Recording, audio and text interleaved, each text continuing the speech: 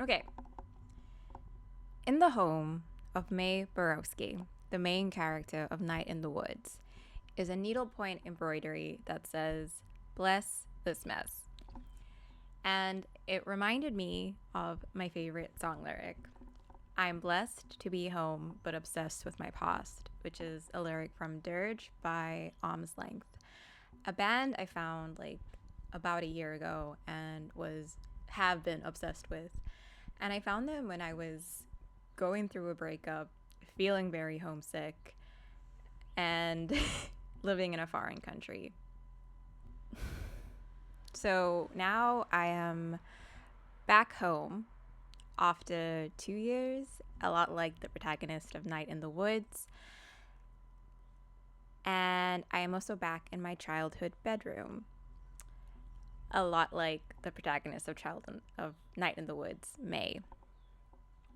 But now I am almost 30 years old, and when I played Night in the Woods, I was 21, just a year older than the main character, May. When I played the game when it came out, I really liked it, and I felt like it put into words a lot of the anxiety and angst that comes with being in your early 20s. The feeling of not quite being an adult, but having outgrown being a teenager. Night in the Woods was published in 2017 by Finji, and it was developed by Infinite Fall and Secret Lab. It was a smash hit when it came out, and it still kind of is a hit now. It's very easy to find videos about it. There's lots of videos, and there continues to be lots of videos. I really wanted to make a video about Night in the Woods because when I played it the first time, I felt like it had a really big impact on me. And when I played it again so I could make this video, I had forgotten so much of what happens, but for some reason it hadn't forgotten like the feeling and the core of it. And I think it made me very hope pulled over the past almost 10 years. So if you're in need of some hope, let's dive in.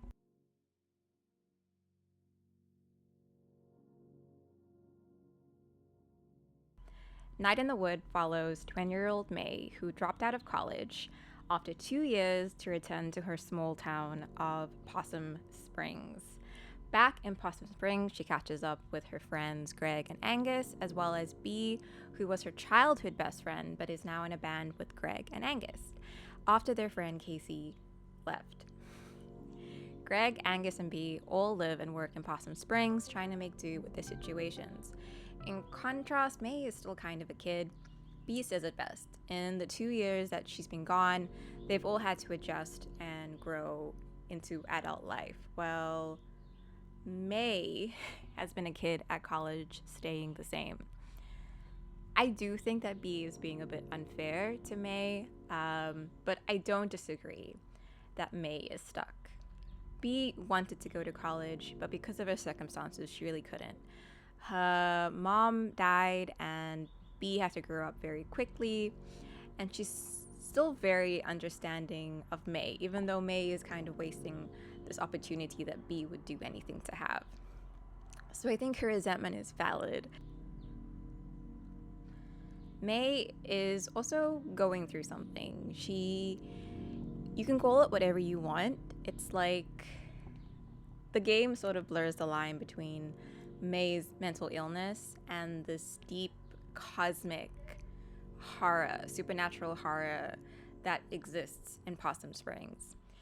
At night, May has these really vivid dreams about gods and ghosts, and she thinks that there is something in the woods calling to her. And it's the source of dread and anger that has kept her stuck emotionally and now has brought her back to Possum Springs. But May is also 20, and I remember being 20 and being very depressed and not knowing how or why my past fit into the present. The feeling of being doomed. I think the best way to see May's immaturity is how she deals with her aunt, Molly. May's aunt is a police officer, and May thinks that she's just very patronizing and overbearing, but it's clear that Molly is trying to protect her. She shows up when May needs it the most, drives her home, checks in on her, but May interprets all of this as overreach. Another example of May's immaturity is how she treats Bee. She thinks the solutions to Bee's problems are very simple: quit her job, send up to her dad, get out of Possum Springs. The consensus of the town seems to be get out before it's too late. The first song you play with the band is called Die Anywhere Else, so everybody wants to get out, but nobody really knows how. May got out, but she did come back because of the lure of family, friends, and the comfort as well as the unresolved. Bee does want to get out. She does want to leave, but it's not as simple as quitting or standing up for herself. May's parents listen to her and support her. Bee's dad is a grieving alcoholic, and Bee, despite all her growing up, is still 20 and a kid like May. There's a scene where May and Bee are at the mall, and May really wants to shoplift. And she does, but at the end of the day, Bee makes her return what she shoplifted, and because after all, they are adults. And May's understanding of the world is still very teenage and reactionary. She wants to stick it to the man and corporations. Bee, on the other hand, is more level-headed and says the person who's going to get blamed is not the man, but, the cashier and the employee who is responsible. There's a scene later with Bee and May where she describes how it feels to be in Possum Springs. She says, "My entire life feels like I'm running after something that keeps moving away into the distance, and I'm stuck in the same place." On my first run through of the game, I tried to balance out my time spent between Greg and Bee. But in this playthrough, I really gravitated towards Bee because I think I really related to her feeling like the road was endless and the way to get there was broken. I'm almost 30 and I've worked a lot of jobs, only to find myself unemployed and essentially back where I started. And I got to do things that most people, or many people, wanted. University, cool jobs, I lived overseas. And now that I'm back home, I feel like I'm the furthest away I've ever been from what I want. And I'm not stuck, but it really does feel like I'm stuck. May gets into a fight with her parents about dropping out of college, and she says, "Maybe I'm the most recent failure in a long line of failures." She's the first in her family to go to college. Her parents saved up and tried to give her all the opportunities she needed or she wanted, and instead May feels smothered and pressured. I don't think May is a failure, or that I'm a failure, or that anybody really fails. I think we fail all the time, and it's necessary to fail. But when you're a fresh adult, it can feel like everything you do is a failure.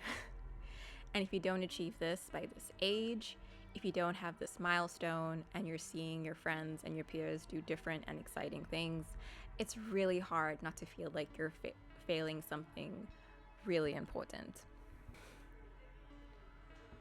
What I love about Night in the Woods is that it understands this anxiety really well and describes not only this as a personal problem, but maybe a problem at the core of life and existence.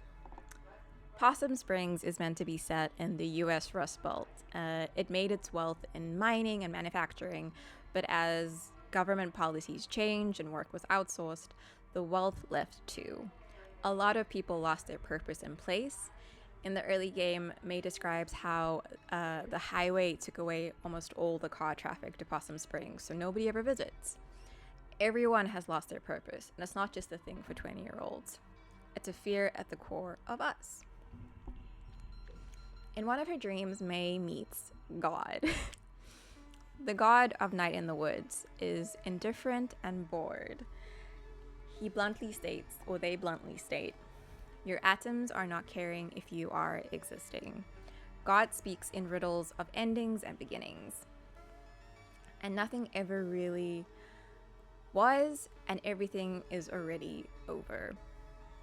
I grew up very Christian, and Christianity always teaches a loving and caring God. But I think most people go out into the world and are hurt by how indifferent everything is.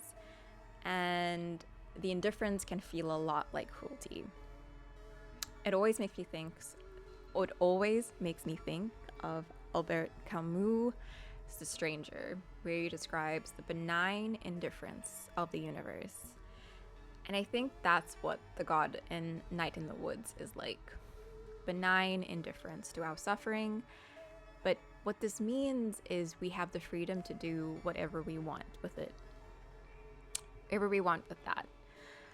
If the problem is we lack meaning and purpose and there's no clear direction on where to go, the answer to that is radical freedom and acceptance and doing whatever you want with whatever is available.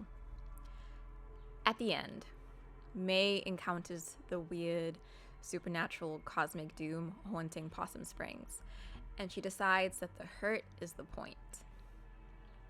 If everything is indifferent, if everything was over before it began, if we are living in a world set in motion before we were born, you have to hold on to whatever is important to you, and you have to decide if it's worth holding on to. Nothing is going to save us forever, but something can save us today. We are all going to die. It's inevitable. And I think we're all kind of scared. I used to have really bad death anxiety. Like, I'd wake up in the middle of the night, heart pounding, just fear, just pure fear, and just afraid of what would happen. And I think that left me stuck for a very long time. And I think I made a lot of decisions out of fear and in fear. And doing what I thought was right, what I thought would be the right thing to do. But more I did what I thought I was supposed to do, the more unhappy I became. The other day, I sort of realized it's like trying to navigate a map with a broken compass.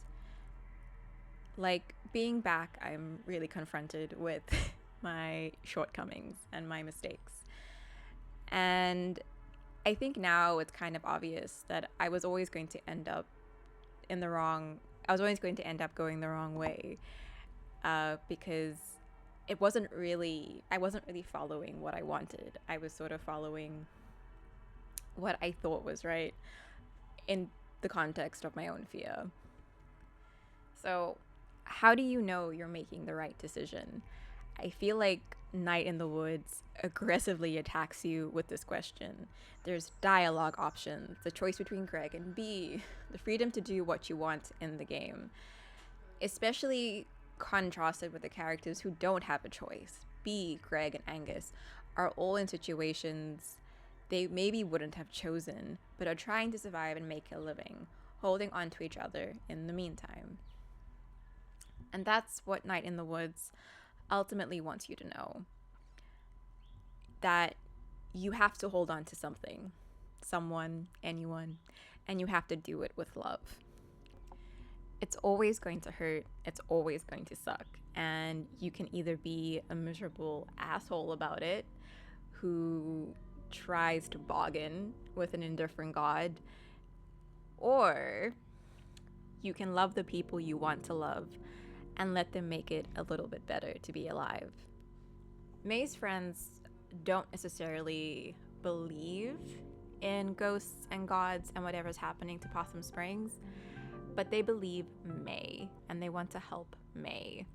Her strongest proponent is actually Angus, who doesn't believe in the supernatural or spooky things happening in Possum Springs, but he believes in May, and he believes in helping his friend. I think having people in your life who believe in you makes a lot more things possible. And sometimes the only person you have who believes in you is you, and that's okay as well. I'd say that May as a character isn't perfect, but I think it's her imperfection that allows us to learn that we should probably be softer with ourselves. She's a kid and she's having a hard time, and inside of all of us is a kid having a very hard time sometimes. A perfect, flawless life is a myth and also very boring. So hold on to what you love until you're thrown off and then try again. Thank you.